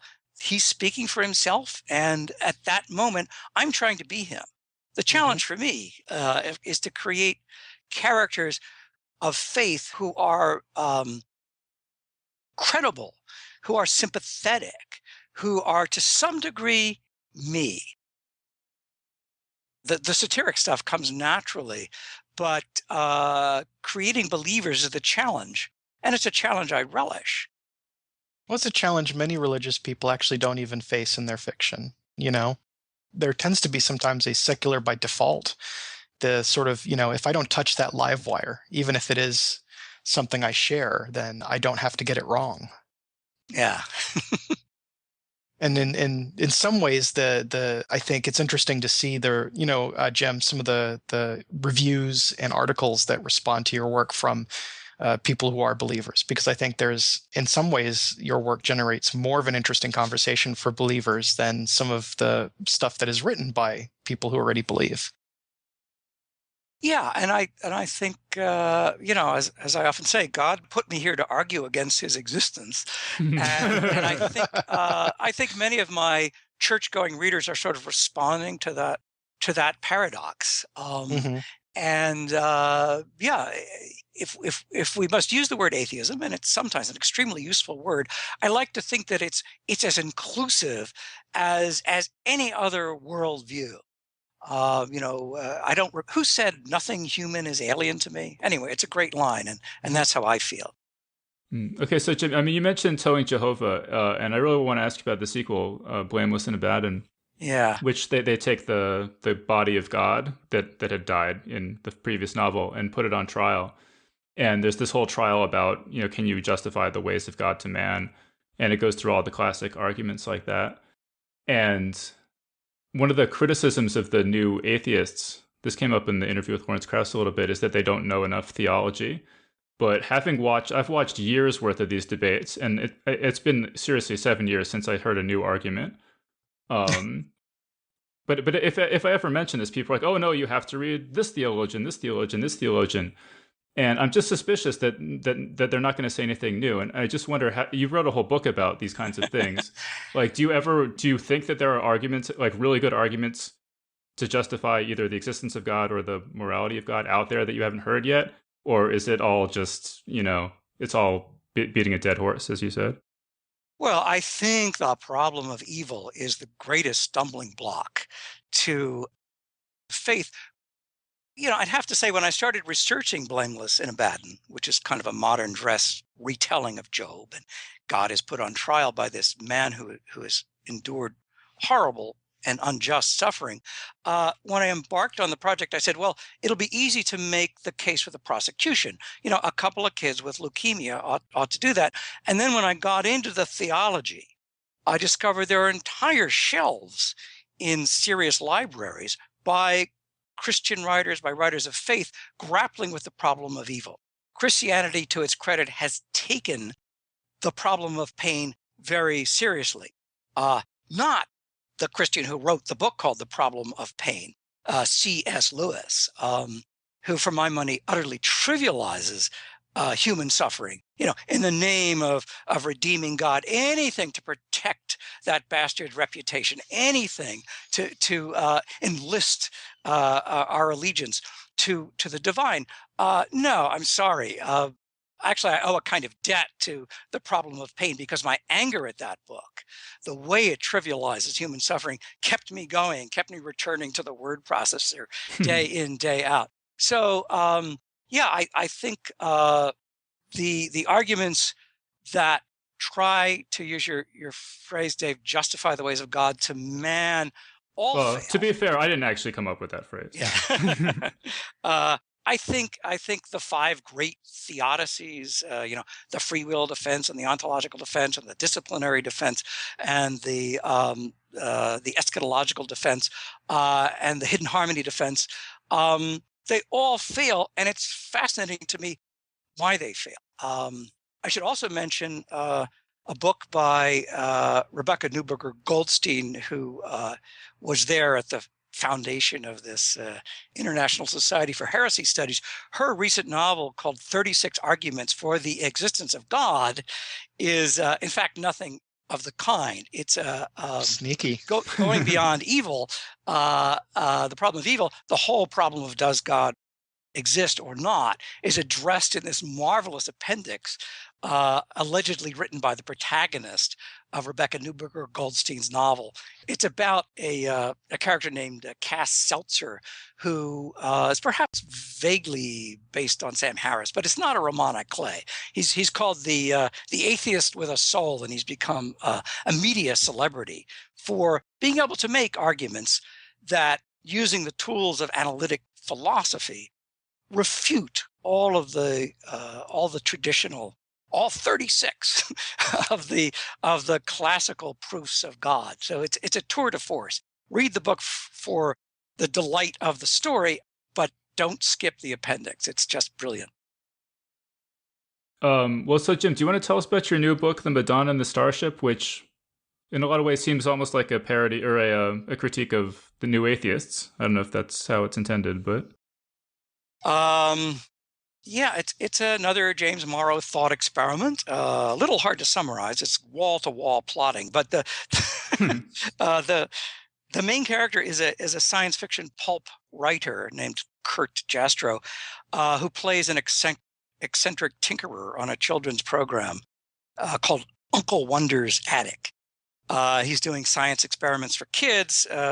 Character is clearly based on Don Herbert of Watch Mr. Wizard fame.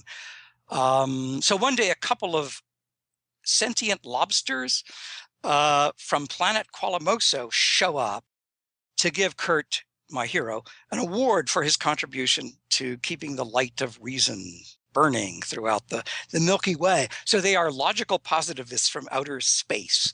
And their world is extremely anti-metaphysical. So after they give Kurt the award, they go to leave the NBC studio. This all takes place in 1953 during the age of live television. The lobsters catch a rehearsal for a religious program called Not by Bread Alone. They're horrified, of course. This is Friday afternoon when they see the rehearsal. The show's going to be broadcast on Sunday. So Kurt has just 40 hours to try to convince the lobsters that Not by Bread Alone is really a satiric program that mocks religion. Because if he doesn't do this, the aliens will retrofit a death ray onto the carrier wave of Not by Bread Alone and zap all of the millions of viewers of the show. So the only way that Kurt can do this is to write and produce a new teleplay and make that the Sunday morning broadcast. And the lobsters, the aliens watching this, will see, oh yes, Earth is actually a completely secular planet. So am I mocking the new atheist? Hadn't thought about that. I guess I'm acknowledging that there is maybe a kind of atheism that could degenerate into nihilism. There is, to be sure, many strains, for my money, almost all strains of religion also have that potential. But it was fun to kind of argue against my own worldview up to a point.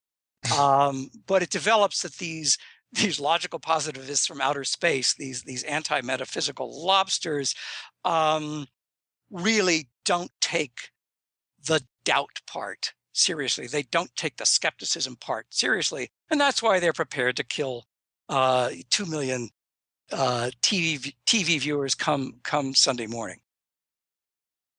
So I guess I like the fact that my atheist hero intuitively says, well, I must do everything in my power to protect these believers, because, as Toby was saying earlier, atheists are so often thought of as immoral people.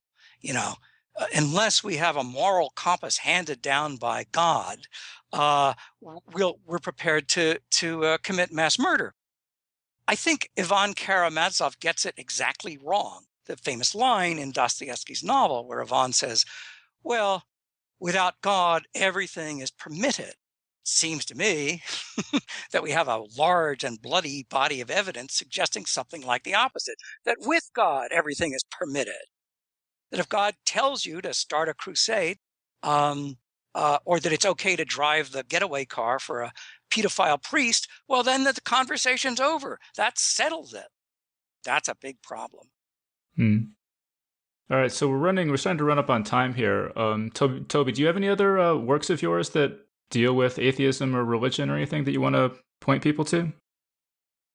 I'm always playing with. I think if you read my Caribbean space operas like Crystal Rain, Ragamuffin, and Sly Mongoose, one of the things I do in them is I have a sort of artificial religion made by aliens that's believed by people, and they take it very seriously, particularly since the aliens who claim they're gods are manifest and visible, which is sort of always a compelling argument. And one of the things that I've never seen a reviewer kind of pick up on is that I kind of mature the religion over the books. So in the first book, it is a new and very bloody religion that people follow quite literally. And come Ragamuffin, the vestiges of that and the reactions to it are kind of being sorted up. And by Sly Mongoose, which comes along much later, you can see that this religion has kind of become an older religion that people follow, but it is figured out how to compensate for the early bloodiness. And that sort of the evolution of religion always kind of fascinates me, the way some religions can kind of mature into a way in which they can allow a cosmopolitan group of people to live within them and people of different beliefs to interact with it without kind of being convulsively militaristic. And there's just a little bit of that if people are paying attention.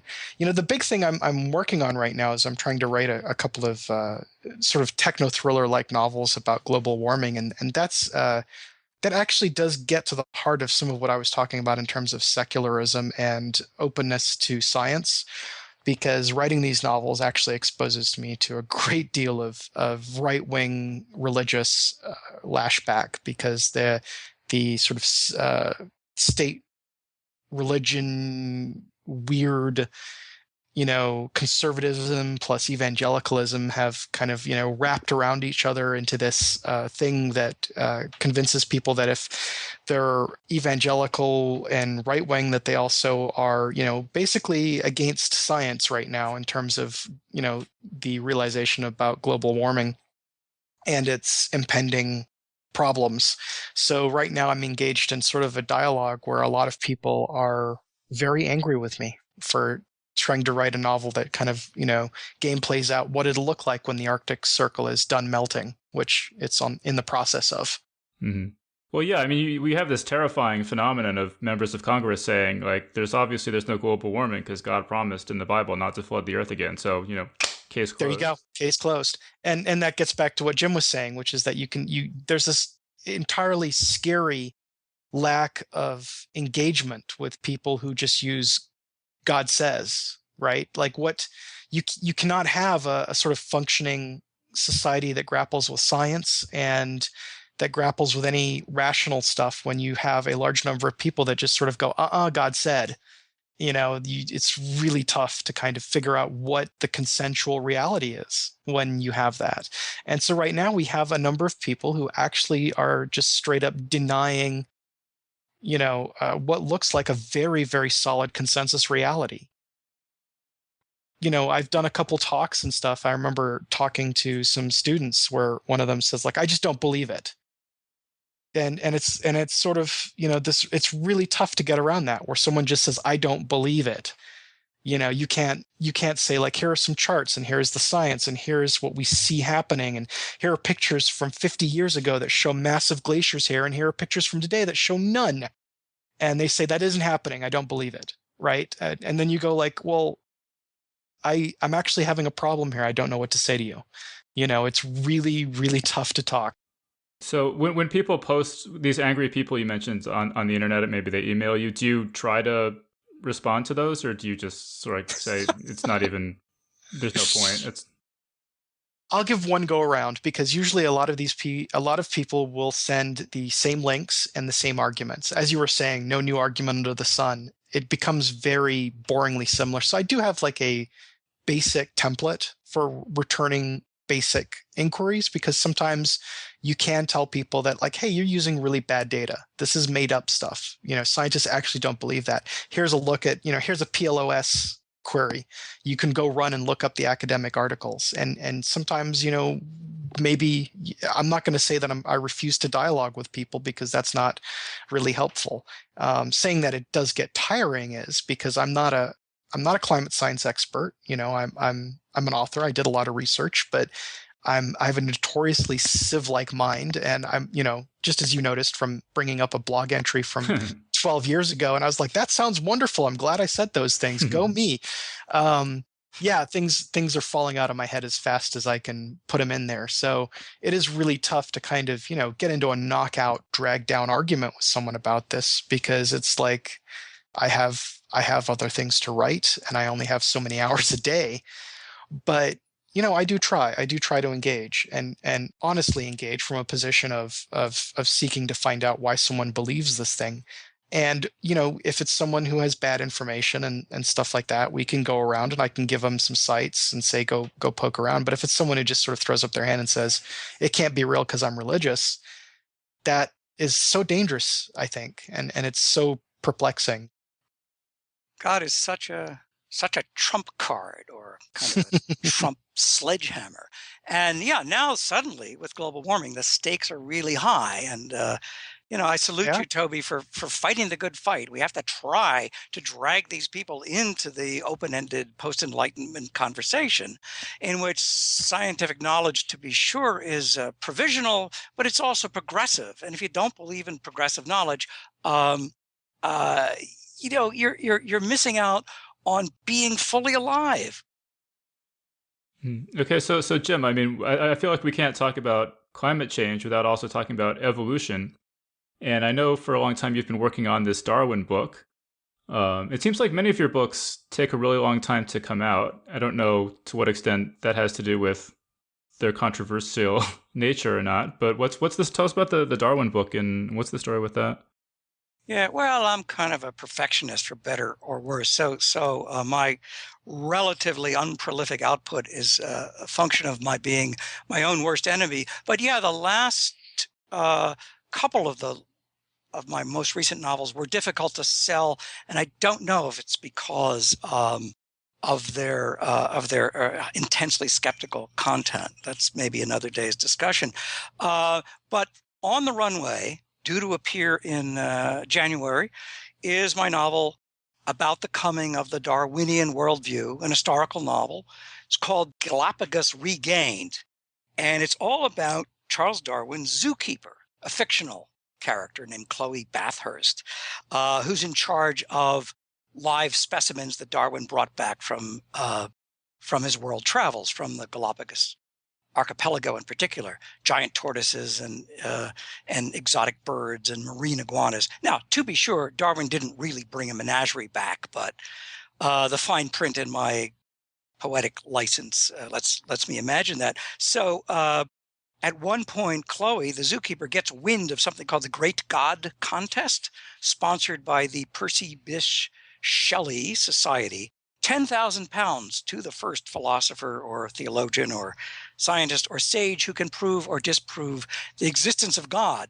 Chloe, hanging out with Darwin and his colleagues, has gotten a sense that the theory of evolution by natural selection is at base an atheist argument. So she thinks she can win the gold by appearing before the judges in Oxford. When she tells Darwin she would love to enter the contest, can I please borrow these illustrative specimens? Can I have a couple of giant tortoises and some of these birds over here and a few marine iguanas? He's horrified. He thinks this is a very tawdry contest. It's a scandal, in fact.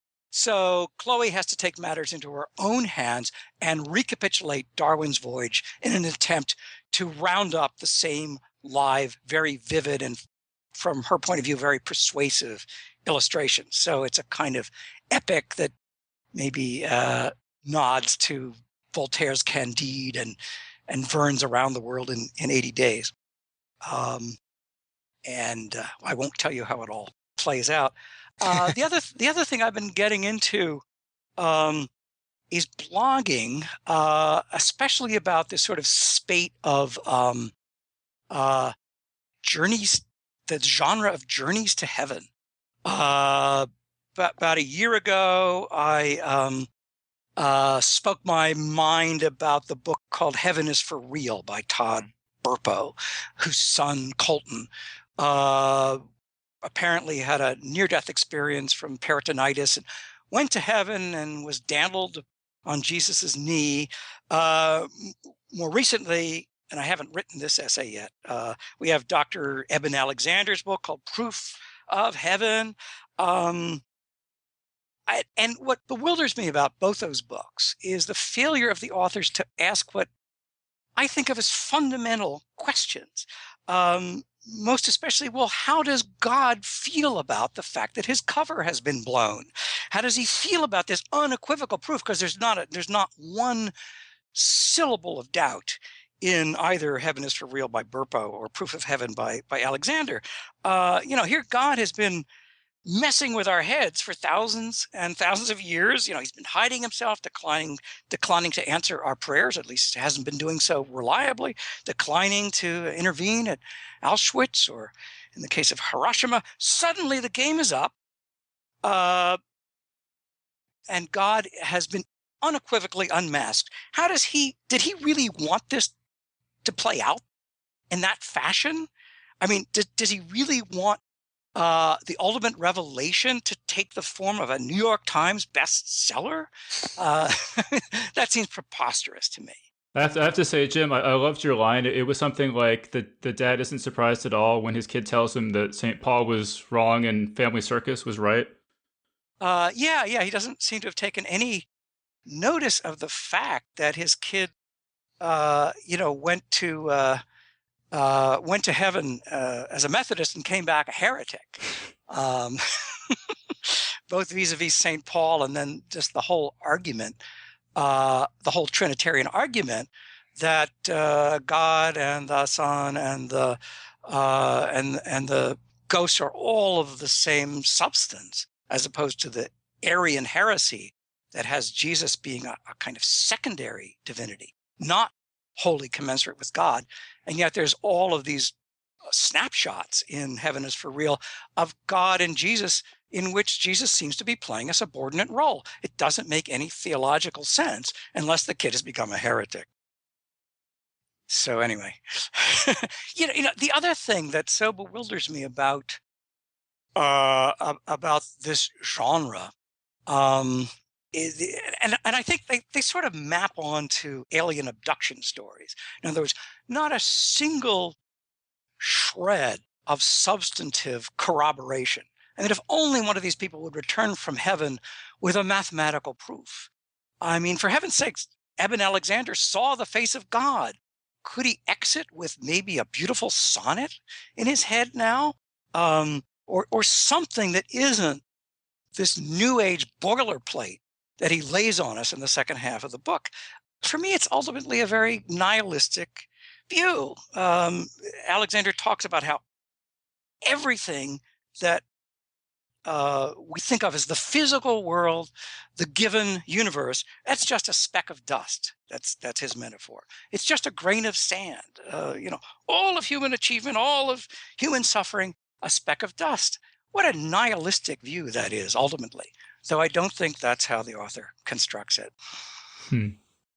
All right, we should probably start wrapping this up. But Jim, if people want to read some of these blog posts you're talking about, how do they find you online? Where should they go? Well, if you just Google The Passionate Rationalist, that's the name of my blog, and I think it's the first hit you get. And yeah, you can read my deconstruction of Heaven is for Real and some of my unhappy thoughts about a public intellectual named Chris Hedges and his critique of the new atheists, and then I will attempt to set the world straight about the book called Proof of Heaven in the next month or so. All right, great. Yeah, no, I would just strongly encourage all our listeners to go check out Jim's books. He's one of my favorite contemporary writers, and I've always thought that my ideal society would be one where I would just see everyone reading James Morrow books on the subway. So hopefully, You know, I'd have to confess that's not too far from my idea either. And Toby, why don't you? I mean, you mentioned Hurricane Fever. Why don't you just tell us a little bit more about the plot and just any other projects you want to let people know about? Sure. Hurricane Fever is a follow-up to Arctic Rising, but it stands on its own. It's a story of Prudence Jones, a Caribbean spy who's yanked out of retirement when the teenager he's taking care of is killed in St. Thomas, and a dead friend of his kind of asks him for a favor through a voicemail. So it's set in the Caribbean. There's a lot of sort of James Bond-esque escapades, and it's deals with the sort of the heavy weather and lots of explosions and high action, as is my want. You can find out more, of course, at www.tobiasbuckell.com. I have all sorts of... I'm well linked up so that you can find first chapters, free chapters, and all that good stuff for all the books. All right, great. So I think we're going to wrap things up there. So Jim, thanks for joining us. Well, you're very welcome. This was a lot of fun. And Toby, thanks for joining us. Hey, thanks for having me on the show, always. And that was our panel. So thanks again to James Morrow and Tobias Buckell for joining us as guest geeks. And of course, big thanks again to Lawrence Krauss for being our guest today. Big thanks as well to everyone who's given us 5 stars on iTunes, including Collinear in Greece and Arthur Waltrin in Austria. And of course, a special thank you to all of our crowdfunders, including HAAM Vandervelden, crowdfunder number 5, Jonathan Pottle, crowdfunder number 7, and Carl Watson, crowdfunder number 35. So thanks, guys. It's nice to know you're still listening and enjoying the show. And of course, a huge thank you to all of our monthly crowdfunders, including George Tricott, Raymond Chan, Kurt Donaldson, Scott Osterling, and Bruno Onkier. We couldn't do it without you. To learn more about supporting the show, visit us at geeksguideshow.com and click on crowdfunding. Also, just want to let everyone know that I'll be co-editing a book called Conversations with Philip K. Dick, which will collect all the best Philip K. Dick interviews we can find. There'll definitely be a lot more about this project in an upcoming episode. If anyone knows of any good Philip K. Dick interviews, especially rare or unpublished ones, please email me at geeksgalaxy@gmail.com and let me know.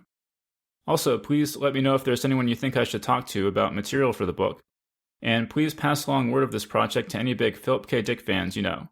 Thanks. Alright, so that was our show. So thanks everyone for listening, and we'll see you next time. The Geek's Guide to the Galaxy is a production of Wired.com. For more information about the show, visit geeksguideshow.com. To learn more about your host, visit davidbarrkirtley.com. Music and voiceover produced by yours truly, Jack Kincaid. If you enjoyed this program, tell your friends. If you didn't enjoy it, tell no one. Thank you for listening.